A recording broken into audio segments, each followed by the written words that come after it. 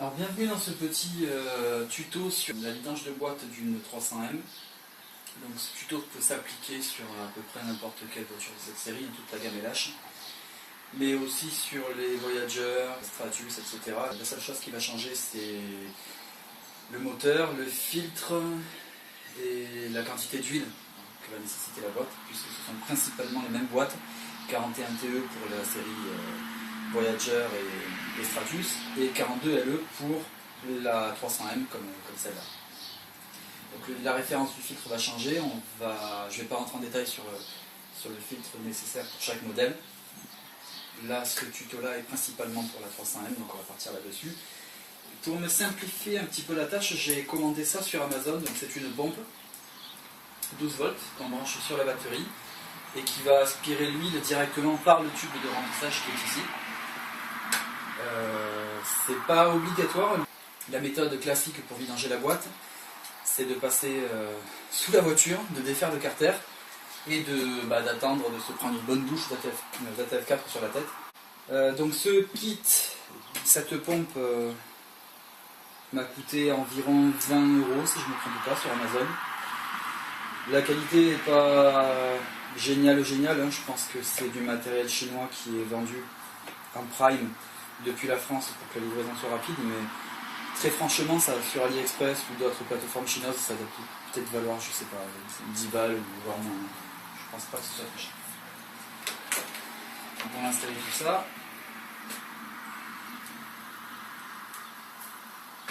Donc on a un sens pour ne pas se tromper, l'aspiration est ici. Ok. C'est bête, j'aurais préféré que ce soit dans le sens. Et la sortie.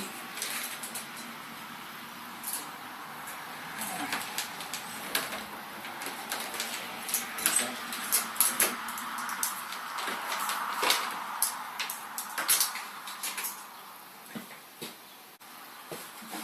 Je vais commencer par remplir ce bidon de 5 litres, si je ne me trompe pas, ouais, c'est ça, 5 litres. Le gros avantage en fait de cette pompe, c'est de savoir exactement combien d'huile on va enlever de la boîte pour remettre à peu près la même quantité d'huile dans la boîte. Si on ne sait pas tout à fait combien d'huile il faut dans la boîte, c'est l'idéal, parce que en changeant l'huile simplement en tombant le carter et en changeant le filtre à huile, finalement on n'enlève pas la totalité de l'huile de la boîte. La boîte contient environ 9 litres et demi d'huile, mais au final avec cette méthode-là, on en enlève grand maximum 6 litres. C'est plus aux alentours d'ailleurs des 4 à 5 litres que de 6.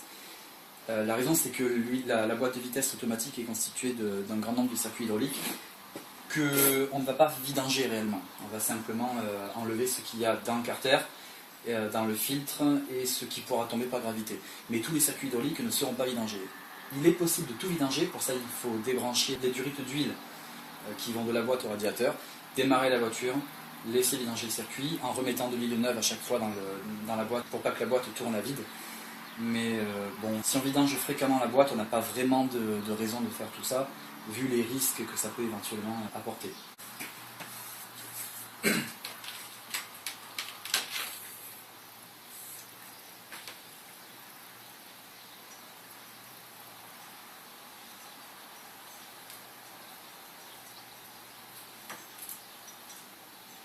Donc on met le petit tuyau, donc le tuyau d'arrivée, on voit la petite flèche, je ne sais pas si ça sera visible sur la caméra. On a les flèches qui indiquent le sens de circulation de l'huile. On met le tuyau d'entrée dans le tube de la jauge. L'autre côté dans un bidon. Voilà. Et on branche la pompe directement. Il y a un interrupteur sur la pompe, je ne sais pas dans quel sens il va être. S'il va être allumé ou éteint, on va voir. Et on peut brancher ça directement à la batterie. Alors, elle est éteinte, c'est parfait. Allez.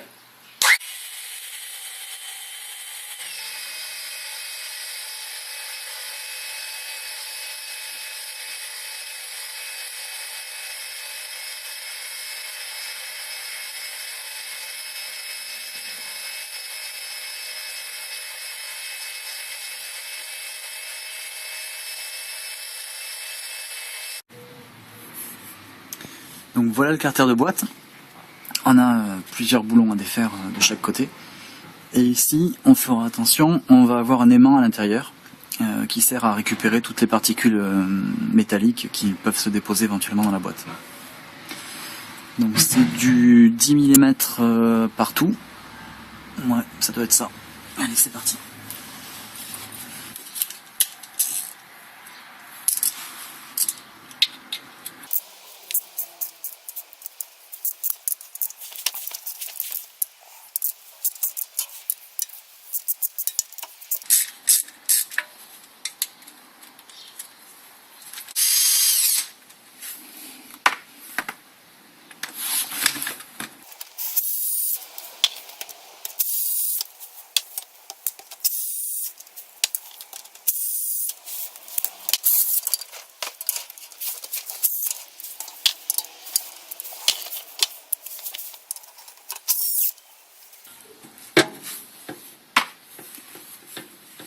Voilà, et c'est à ce moment-là qu'on se prend une douche si on n'a pas fait, si on n'a pas vidangé la respiration.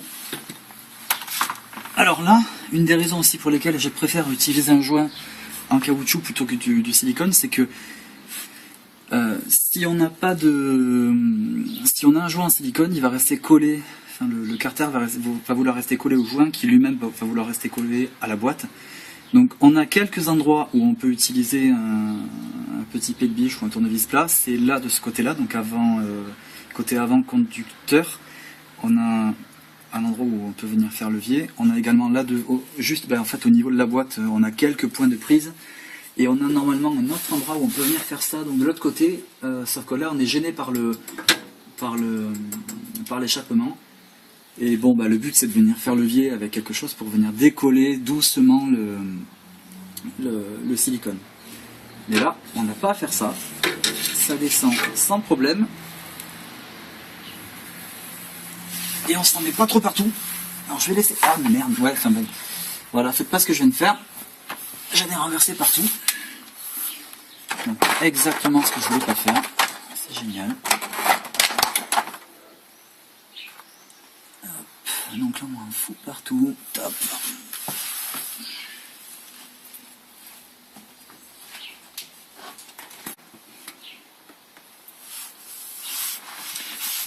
Donc on voit ici le tuyau par lequel on a aspiré, l'ancien filtre,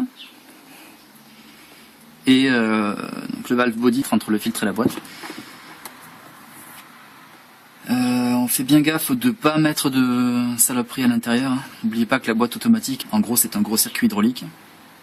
Donc la moindre impureté peut très facilement faire déconner la boîte, quoi, et l'endommager très sérieusement.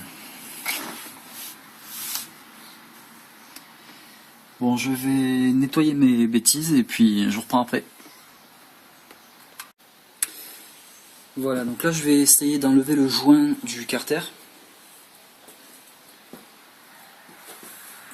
Quel côté je peux me mettre pour pas trop...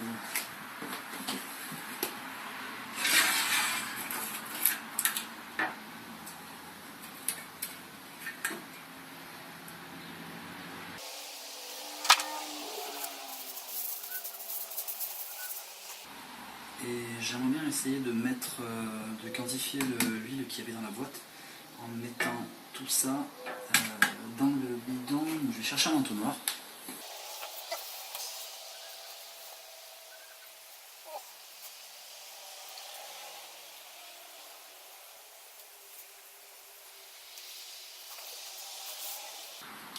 Ouais, donc on voit qu'on n'est pas loin des 5 litres. Sans compter ce qu'il y a dans le filtre actuellement, là, ouais, on doit vraiment pas être loin des 5 litres.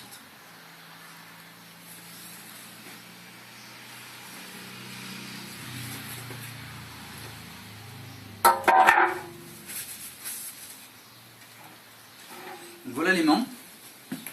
Je vais essayer de vous le montrer un peu plus... Voilà. Donc ça c'est l'aimant qui est au fond du carter et qui récupère toutes les impuretés magnétiques qu'il y a au fond de la boîte. Il faut savoir que la boîte automatique c'est un ensemble de disques d'embrayage en matière style Kevlar et des disques en acier qui viennent frotter les uns sur les autres et qui enclenchent les rapports. Donc toute cette matière bien noir, là c'est un mélange de Kevlar et de poussière d'acier. Donc c'est de l'usure normale, il n'y a pas à s'inquiéter, c'est tout à fait normal d'avoir ça. Tant qu'on a de la poussière à l'intérieur et pas des gros morceaux, il n'y a pas de raison de s'inquiéter. Donc il faut bien le nettoyer, nettoyer l'aimant avant de remonter le tout, et bien nettoyer le carter, parce qu'on va avoir de toute façon des impuretés qui vont se déposer au fond, surtout si c'est votre première vidange. Donc bien nettoyer avec typiquement du Wild Spirit, enlever les restes du joint d'origine, ou du joint qui a été utilisé juste avant. Et voilà, une fois que tout est bien propre et bien dégraissé, on est prêt à monter. Donc je vais tout nettoyer, puis je vous reprends après. Alors on va maintenant remplacer le filtre. Donc le filtre est retenu par deux clips qui sont normalement, si je ne me trompe pas, tenus par deux petites vis Torx. C'est du T25.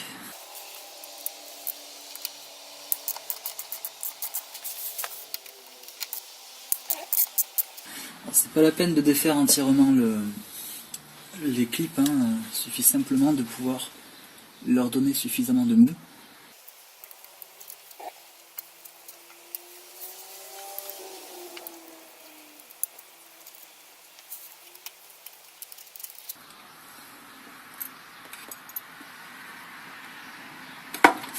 Voilà.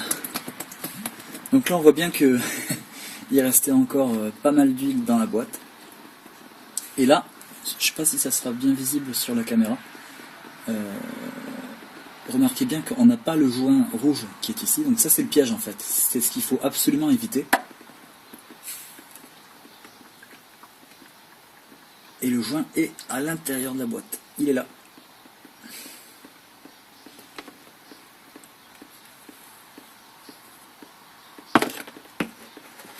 Alors pour nettoyer le plan de joint, il y a quelque chose de très important. C'est de ne pas utiliser de sopalin ou de papier, parce qu'on risque en fait de déchirer le papier et de laisser des morceaux à l'intérieur. Donc ça c'est quelque chose que vous voulez absolument éviter. Je vous conseille plutôt d'utiliser de la microfibre qui est beaucoup plus solide que le papier et qui risque moins de laisser des morceaux à l'intérieur. Un autre truc aussi pour enlever la pâte à joint qui pourrait rester sur le plan, c'est d'utiliser une vieille carte bleue pour venir gratter le caoutchouc.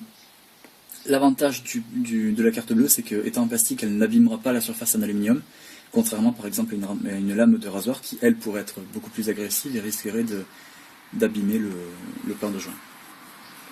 Donc là, j'avais déjà fait ce travail la dernière fois, j'avais simplement laissé quelques petites traces, donc je vais m'en occuper maintenant. Je suis un petit peu désolé, le téléphone, la caméra a coupé, manque de place. Donc j'ai bien nettoyé le plan de joint et j'ai également remonté le nouveau filtre. Faites attention au couple de serrage de ces boulons là, il n'est que de 5 Nm, donc c'est vraiment un filetage très fin et le couple est très très faible. On n'est pas obligé de le serrer avec une clé dynamométrique comme celle-là, vous pouvez le serrer à la main. Si vous le faites à la main, faites vraiment bien attention de à peine le serrer. Vous voulez vraiment pas péter les filetages à l'intérieur, parce que là tout est réparable, mais c'est une perte de temps et d'énergie. Allez, on va installer maintenant l'aimant et le joint. Donc l'aimant se met au niveau entre les trois plots qu'on a là, de ce côté-là du carter. Et le joint, alors, comme ça.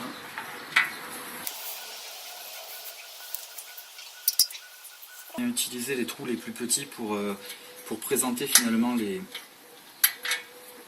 boulons à travers, ce qui permet de tenir le joint sur le carter.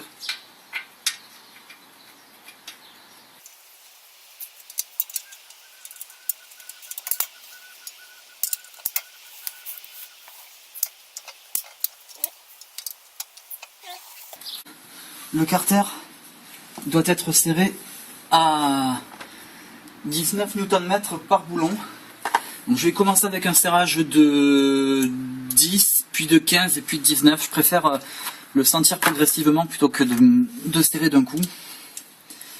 Mais avant, on va présenter le carter sur la boîte. Bien entendu, pas se tromper de sens.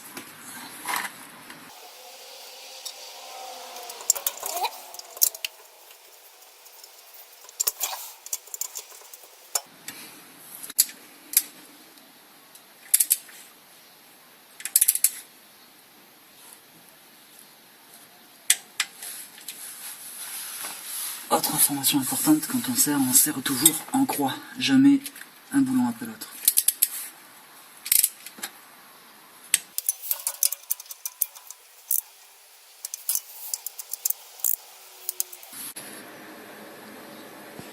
Allez, c'est parti pour le remplissage. On a enlevé à peu près 5 litres d'huile. Donc je ne vais pas m'embêter, je vais en mettre 5 litres exactement dans la boîte. On verra à peu près combien ça donne à la fin.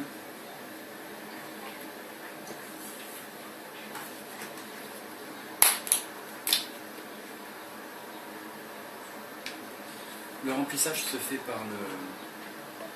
par la jauge d'huile, on n'a pas d'autre accès pour remplir. J'espère que je ne vais pas en mettre...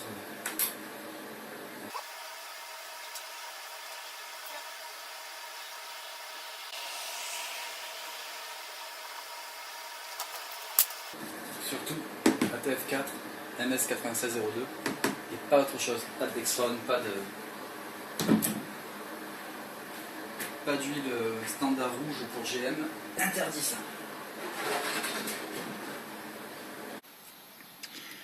Voilà, donc on n'a plus qu'à démarrer la voiture pour vérifier que tout va bien, on va passer dessous pour vérifier qu'il n'y ait pas de fuite.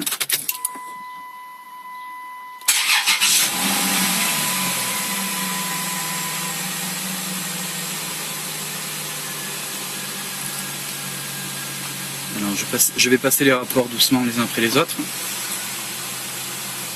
Le pied sur le frein parce qu'on est encore sur les rampes, donc on n'a pas vraiment envie que la voiture parte en arrière.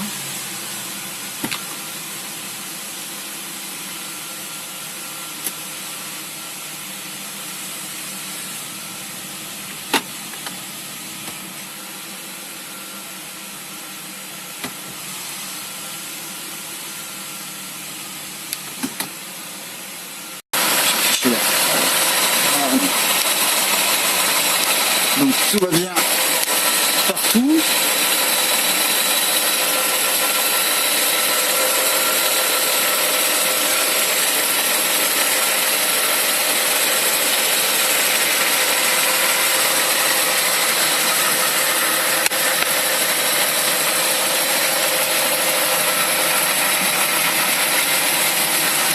Ok.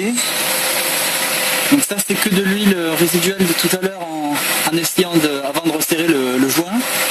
Alors pour information quand même, le joint va se dilater, non justement se contracter et perdre un petit peu de son épaisseur dans les prochains jours. Donc il faudra penser à revenir resserrer doucement les boulons au couple, histoire d'être bien certain d'avoir une compression qui soit bien correcte partout. Voilà, donc la voiture est chaude maintenant, le moteur tourne depuis 5-10 minutes, on entend le ventilateur qui tourne. On va maintenant pouvoir faire le niveau de la boîte. Alors à savoir, le niveau de la boîte sur ces boîtes-là, donc les 41TE, les 42LE, et il me semble même les 42 RLE des 300C, des Charger et des Challenger, Magnum, etc. Sur ces boîtes-là, le niveau de la boîte se fait moteur à chaud et tournant, pas moteur arrêté.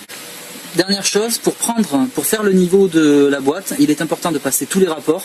Donc là, la voiture est en parking, je vais la passer en reverse, puis en neutre, puis en drive, puis en séquentiel. Je ferai passer le deuxième et le troisième rapport. Je reviendrai ensuite en drive, puis en neutre, puis en reverse et en parking.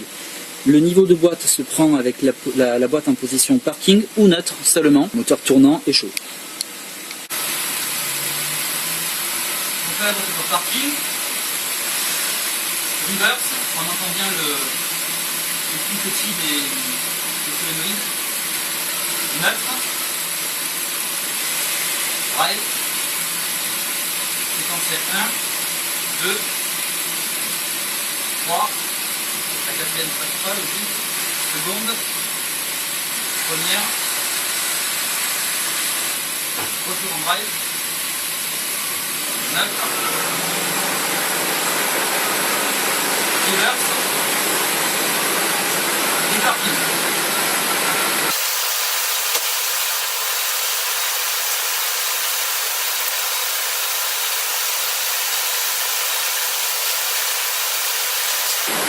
Je sais pas si ça vient se voir, on a plusieurs zones de plusieurs points. Donc on devrait être, là normalement, là on a 3 points sur la jauge, on devrait être entre les deux, comment dire, entre ces deux là. Voilà, entre les deux du haut, puisque c'est la position hot, donc chaude.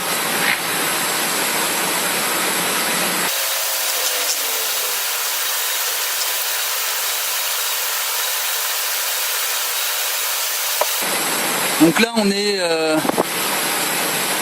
bien bas, hein, on voit qu'on est à peine arrivé à la zone warm, donc tiède. Une huile de 100 degrés Fahrenheit est considérée comme tiède, ce qui fait 37 degrés Celsius. Une huile est considérée chaude à partir de 180 degrés Fahrenheit, 82 degrés Celsius. Là je pense qu'au toucher, j'ai mis la main sous la boîte, on est plutôt aux alentours des 50 degrés, donc on devrait être au-dessus de warm, plus dans la zone... plus vers la partie chaude que la partie warm. Donc là je vais rajouter un petit peu d'huile. Alors c'est pas illogique, hein, la boîte n'avait pas été vidangée depuis 3 ans. Elle n'a pas fait beaucoup de kilomètres, mais 3 ans quand même, il se peut qu'il y ait des fuites. Et j'ai dû en perdre également dans le filtre, j'avais mis par terre, donc j'ai dû en perdre pendant la manip. Donc c'est normal.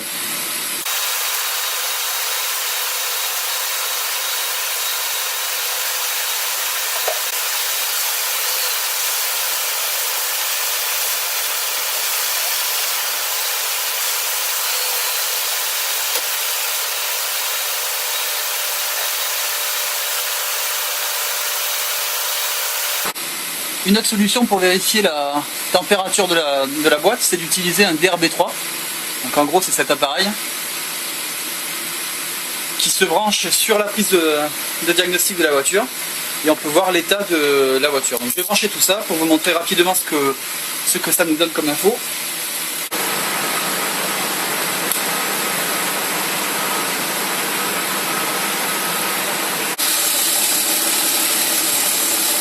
Voilà, donc le DRB3 est connecté à la voiture, on va pouvoir commencer à regarder un petit peu ce qu'on a.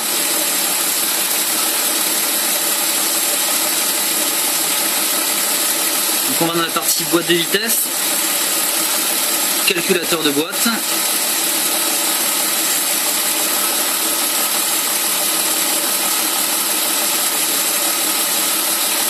Donc nous avons bien une 42 LE avec autostick. Ça doit être par là. Alors, la boîte fait soi-disant 70 degrés. Alors c'est pas vraiment vrai, c'est juste une indication calculée.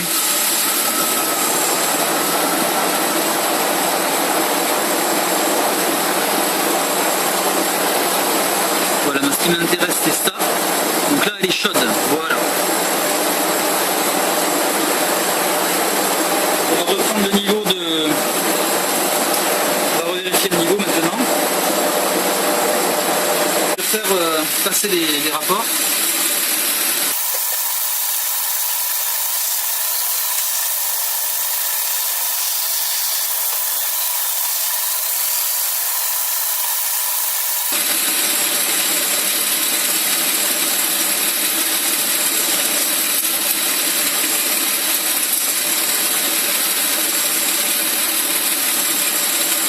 Ouais, voilà, je préfère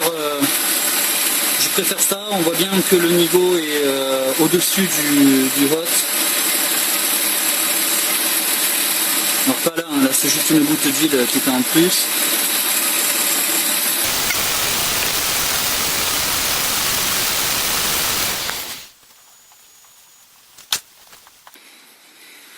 Voilà, donc j'espère que vous avez trouvé cette vidéo intéressante, que vous pourrez utiliser les informations que vous y trouverez dedans relativement facilement. J'aimerais bien continuer à faire d'autres vidéos comme ça, des petits tutos, coucou les chiens, des petits tutos rapides, plus ou moins rapides, sur la maintenance de nos voitures. Il y a beaucoup d'informations en anglais sur internet, beaucoup de vidéos, beaucoup de tutos, très peu en français. Donc je vais essayer de faire beaucoup de vidéos en français, mais en fonction des... Comment dire, en fonction de la cible de la vidéo, peut-être que je changerai un petit peu la langue en fonction, donc tout sera toujours sous-titré, hein, comme là vous avez vu c'est sous-titré en anglais. Donc il y aura toujours des sous-titres. Si la vidéo est tournée en anglais, vous aurez des sous-titres en français, et si la vidéo est tournée en français, vous aurez des sous-titres en anglais. Donc voilà, le truc c'est que beaucoup des personnes qui regardent mes vidéos sont aux États-Unis, beaucoup de personnes sont membres du club 300M. Donc pour cela, je voudrais faire du contenu in English. So, stay tuned!